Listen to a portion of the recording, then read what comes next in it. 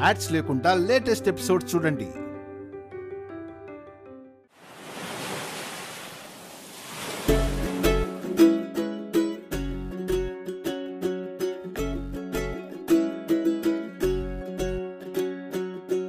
చైత్రమే చినుకులాగా మారి నా గుండెలయ పెంచనే,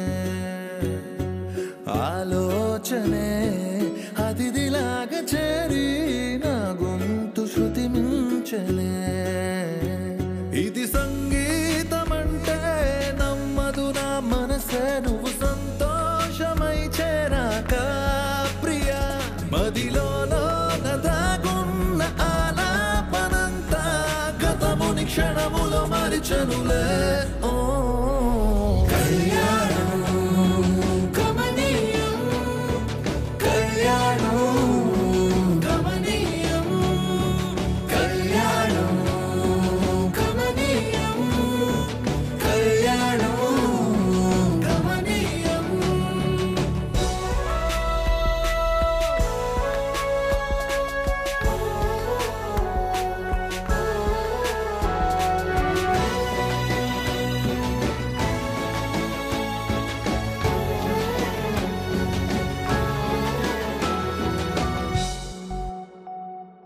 కళ్ళార్పి చూస్తే కలలోన కూడా కల నిజమైన కలలే కదా.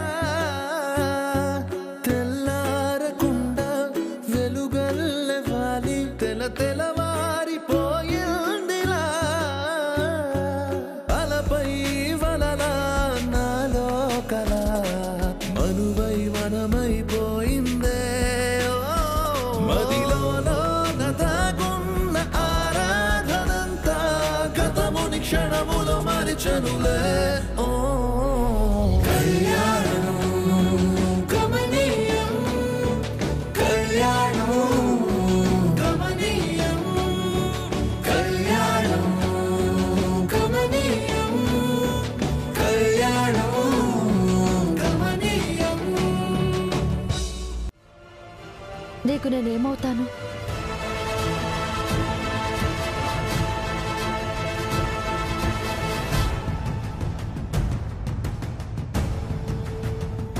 నేనెవరు చెప్పు కన్నయ్య.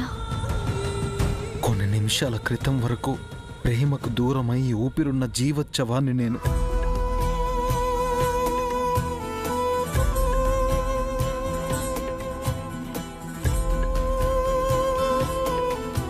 అలాంటి నన్ను బలవంతంగా బంధంలోకి నెట్టాలని చూశారు.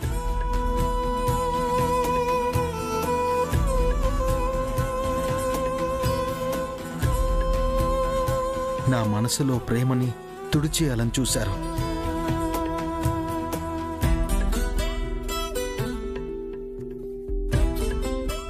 నేను మీ వలయంలో చిక్కుకున్నాను. ఏమీ చేయలేక విలవిల్లాడాను.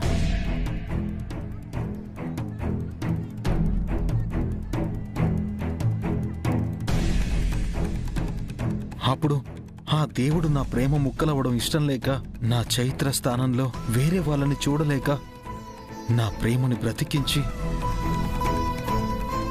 నా ప్రాణానికి ప్రాణమైన చైత్రను నా ముందుకు పంపించాడు. స్వామివారు చెప్పిన గడియలు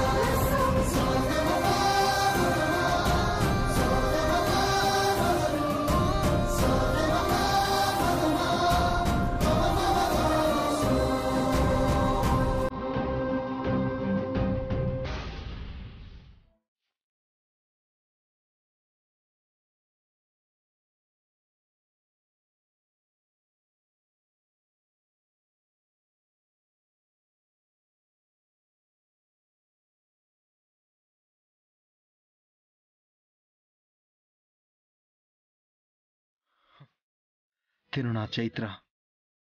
ఎవరు అవునన్నా సరే కాదన్నా సరే ఇదే నిజం.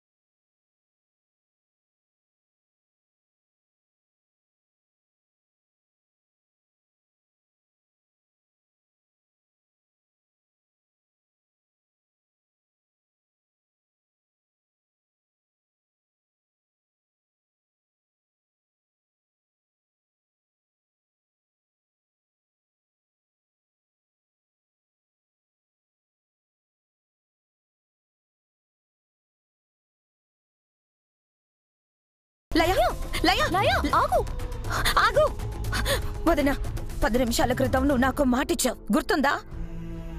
ఇంకా ఏం మాటే? చిన్నోడు తాళిగట్టిన భార్య వచ్చింది కదా, ఇక మాటలు గీటలు ఏమీ లేవు, వదిలేసాయి. అమ్మా నువ్వు ఊరుకో. వదినా నువ్వు చెప్పు, ఇప్పుడేం చేస్తావు? ఎవరో వేషం కట్టుకొని వస్తే విరాజ్ నమ్మేసినట్టే నమ్మేసి మాట మార్చేస్తావా?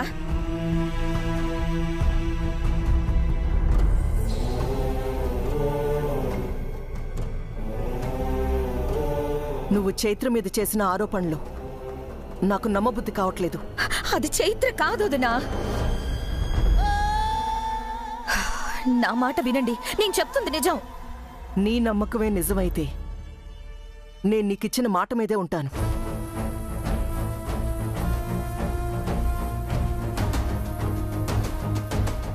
సరే వదినా, నిరూపిస్తాను.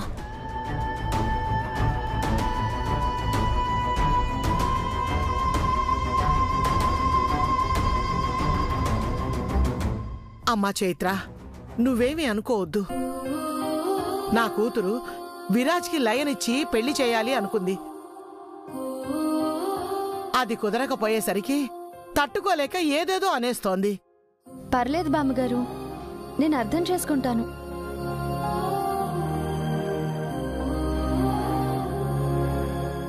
చిన్నోడా, ఇప్పుడురా మునపటి నా రాక్ స్టార్ లాగా ఉన్నావు.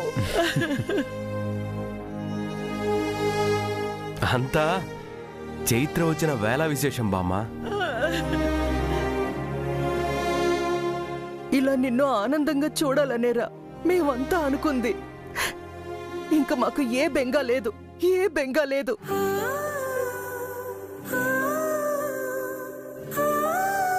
చిన్నోడా, చైత్రని లోపలికి తీసుకెళ్ళు, తర్వాత తీరిగ్గా అన్నీ మాట్లాడుకుందాం.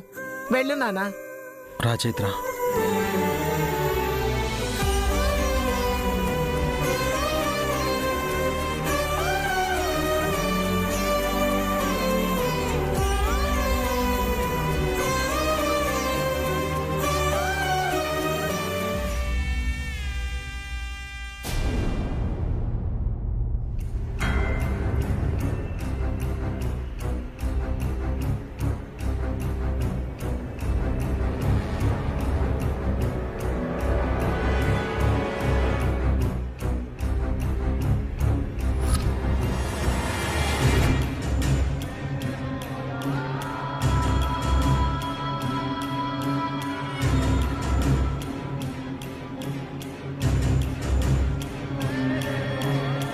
పిన్ని, ఈరోజు మన ఇంట్లో జరిగింది మాట వరుసకి కూడా మనం అనుకుని ఉండము, క్యాజువల్ గా కూడా ఊహించి ఉండము, కలలో కూడా కలగని ఉండము. తాంబూలాలు మార్చేసుకున్నాం, ఇక రింగులు కూడా మార్చేసుకుంటే విరాజ్ లయాల పెళ్లి ఇంక ఎవరు ఆపలేరు అనుకుంటున్న టైంలోనే అసలు అసలు అదేలా వచ్చింది? వచ్చింది చైత్ర కాదని మనకు తెలుసు, కానీ వీళ్ళకి తెలియట్లేదా పిన్ని? ఈ రోజు దాని ఒక్క అడుగు నా కూతురు కలల్ని, భవిష్యత్తుని చెరిపేసింది. విరాజ్ జీవితంలోనే కాదు, మనసులో కూడా ఆ చైత్ర ఉండకూడదని మనం పక్కగా ప్లాన్ చేశాం. ఈ నిశ్చితార్థం చేస్తున్నప్పుడు అదెవరో కానీ టైంకొచ్చి మన ప్లాన్ మొత్తం నాశనం చేసింది. అవును పిన్ని, పాపం లయ విరాజ్ తోటి ఈ రోజు ఎలాగైనా ఈ నిశ్చితార్థం జరగాలని ఎన్నో ఆశలు పెట్టుకుంది. ఆ ఆశని మొత్తాన్ని ఆ దెవతో గాని వచ్చి చిదిమేసింది. అసలు చచ్చిన చైత్ర తిరిగి ఎలా వస్తుంది? అది చావు నుంచి తప్పించుకుందా? ఆ యాక్సిడెంట్ లో అది చావలేదనా పిన్ని మీరు అంటుంది? ఆ అవకాశమే లేదు.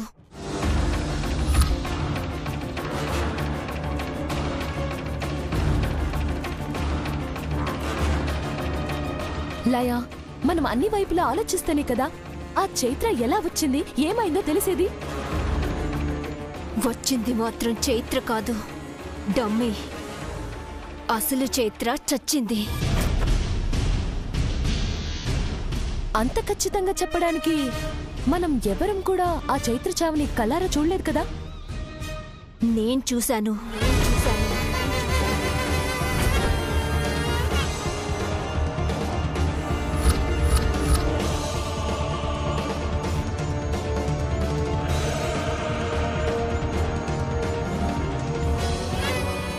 చైత్ర చావుని నువ్వు చూసావా? చూశాను. నేనే అది చచ్చేలా చేశాను.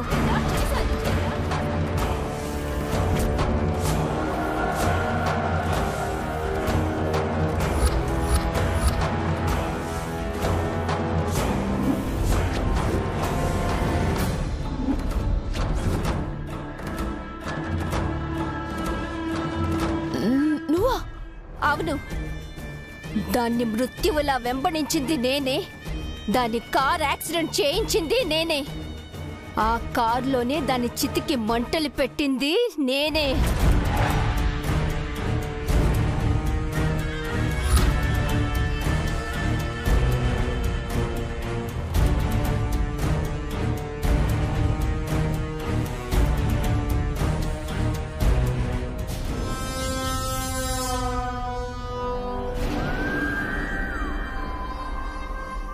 లయ, ఏమంటున్నావే? ఆ చైత్రని చంపించింది నేనే.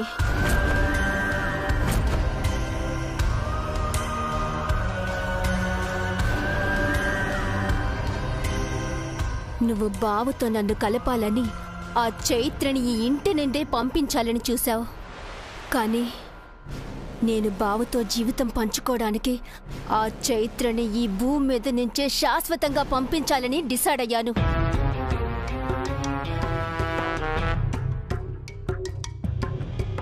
ఎందుకంటే అది బావతో హనీమూన్కి ప్లాన్ చేసింది. అది తెలిసి భరించలేకపోయాను. అవకాశం కోసం ఎదురు చూశాను. అప్పుడే అది ఒంటరిగా కారులో వెళ్తుందని తెలిసి దాన్ని వెంబడించి యాక్సిడెంట్ చేయించాను.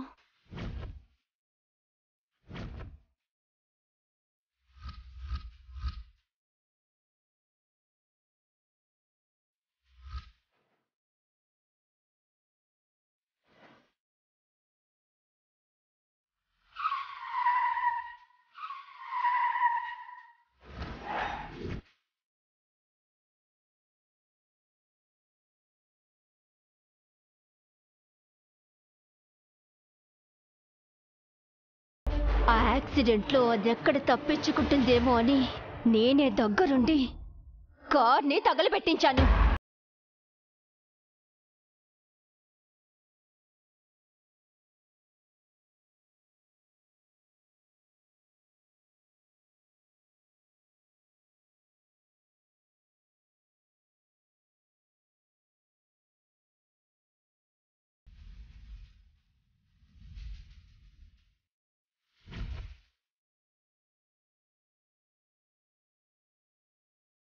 అంత దగ్గర నుండి ఆ చైత్ర చావుని కళ్ళారా చూసిన తర్వాత వచ్చింది చైత్ర అంటే నేనెలా నమ్ముతాను?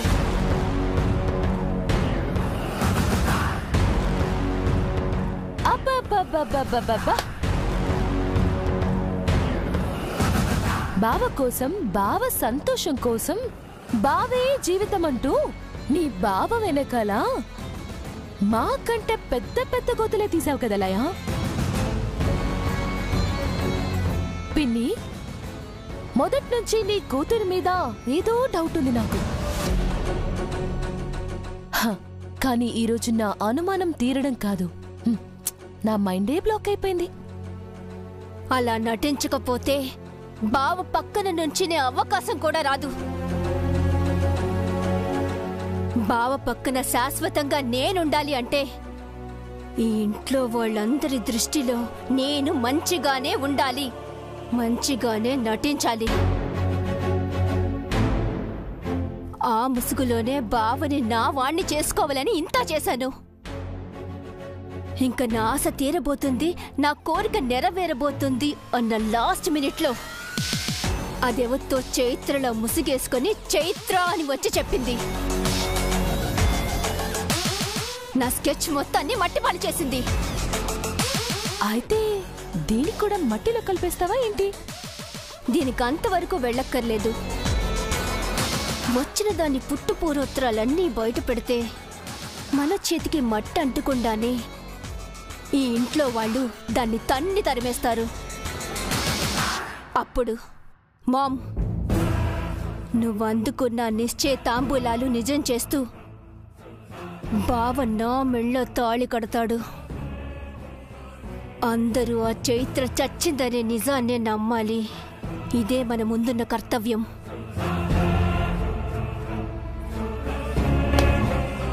సభాష్ సభాష్ లయ, ఇప్పుడు హంసకి తగ్గ కూతురు అనిపించావు. ఇక ఈ ఇంటి నుంచి ఆ డమ్మీ చైత్రని పంపించేయడమే మన లక్ష్యం. అందరం కలిసికట్టుగా పనిచేసి వచ్చింది చైత్ర కాదని నిరూపించి వచ్చిందాన్ని వచ్చినట్టే బయటికి తరిమేద్దాం.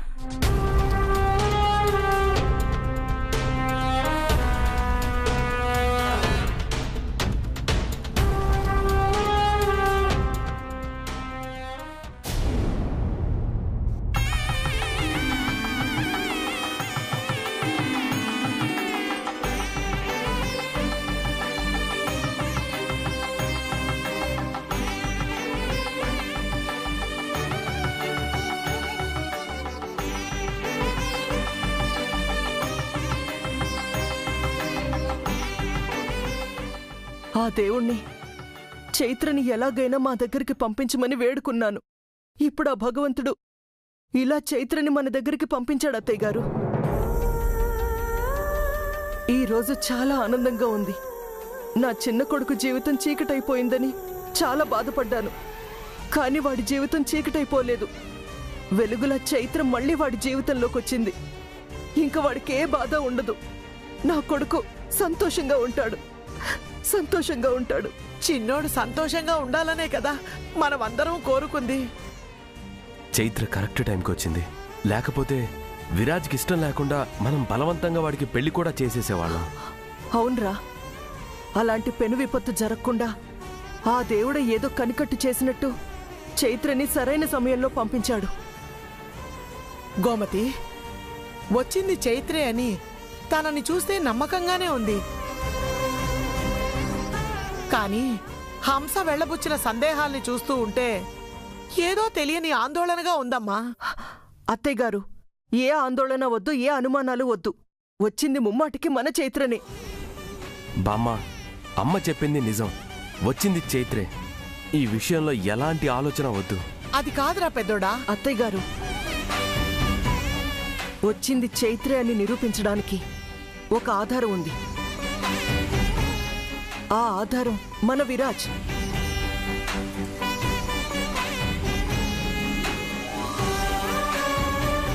చైత్ర గుమ్మంలోకి అడుగు పెట్టగానే నా కొడుకు కళ్ళల్లో ఆనందం చూసారా?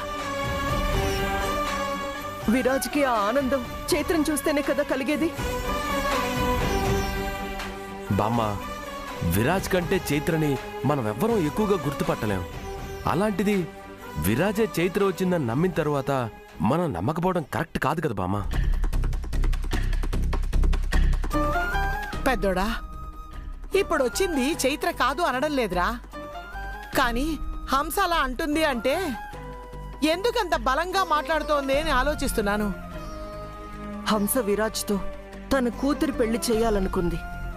చైత్ర రావడంతో లయతో విరాజ్ పెళ్లి ఆగిపోతుంది అన్న ఆక్రోశంతో, లయ ఏమవుతుందోనన్న భయంతో హంస చైత్రని అంగీకరించట్లేదు అత్తయ్య గారు. విరాజ్తో పెళ్లి జరగకపోతే లయ జీవితం ఏమీ ఇంతటితో ఆగిపోదు బామ్మ. తనకి ఏదో ఒక మార్గం ఆ దేవుడే చూపిస్తాడు. లయ కోసం హంస అనుమానపడినట్టు చైత్రని మనం సందేహించనక్కర్లేదు అత్తయ్య గారు. తను ఇన్ని రోజులు ఎక్కడున్నా ఏం చేసినా సరే తను మళ్ళీ తిరిగొచ్చింది. నా కొడుకు మళ్ళీ ఆనందంగా ఉన్నాడు. నాకిది చాలత్తయ్య గారు. వాడు సంతోషంగా ఉంటే మనకింకేం కావాలి గోమతి? వాడు చల్లగా ఉంటే చాలు. చైత్ర ఇంట్లో అడుగుపెట్టింది కదా అత్తయ్య గారు. ఇంక మనకన్నీ శుభాలే. వచ్చేవన్నీ మంచి రోజులే. భగవంతుడా, బిడ్డల్ని కాపాడు.